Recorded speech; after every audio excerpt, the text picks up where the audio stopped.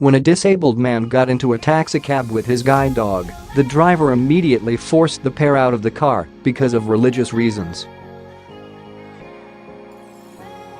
However, his entitlement was soon revoked after hearing the judge's brilliantly brutal ruling.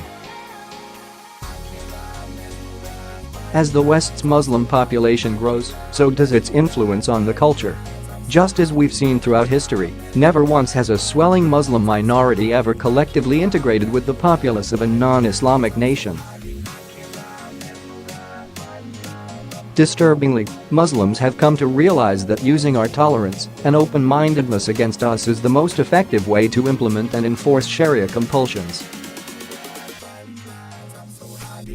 Time after time, we hear about Muslims citing their religious beliefs in order to deny goods and services to non-Muslims, whether it is because of alcohol, pork, or dogs, all of which are considered haram, forbidden, in Islam. However, one judge wasn't about to allow a Muslim taxi driver to take advantage of a vulnerable disabled individual's basic human rights.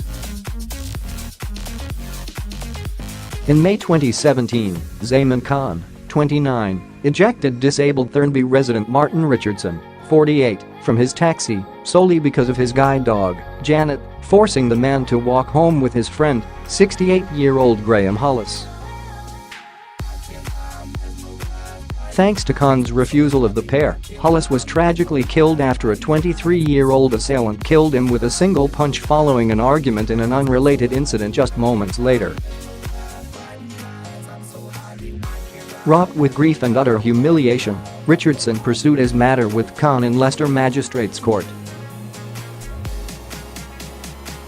Incredibly, instead of capitulating to Islam like the UK courts typically do, Khan heard 7 words he never expected to encounter.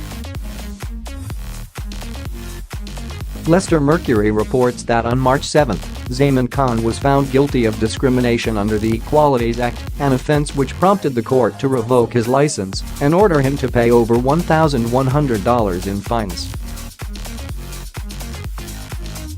Khan subsequently lost his job with a taxicab service for discriminating against an individual requiring special needs.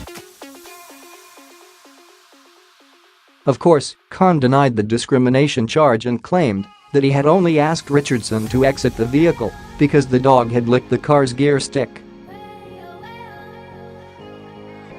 He alleged that he was merely looking out for his safety, absurdly suggesting that the dog's tongue could have triggered the handbrake, according to the Daily Mail.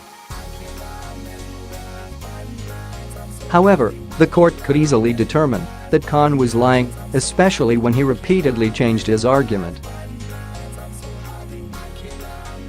Of course, Richardson reiterated that his dog, Janet, has gone through extensive training in order to act as a guide dog and that she never licked anything in the car. Luckily, Khan won't be getting his license back so easily. In fact, Leicester City Council prosecutor John Moss explained that in order for him to get his license reinstated, he'd have to appear before a city council and convince them to go against the magistrate's order. Thanks to decades of liberal policies, Islam is being appeased, allowing its tenets to gain influence in the West. However, Islam cannot coexist with any other ideology or governance because it requires complete supremacy. Not only does it dictate every aspect of a Muslim's life, it commands the subjugation of all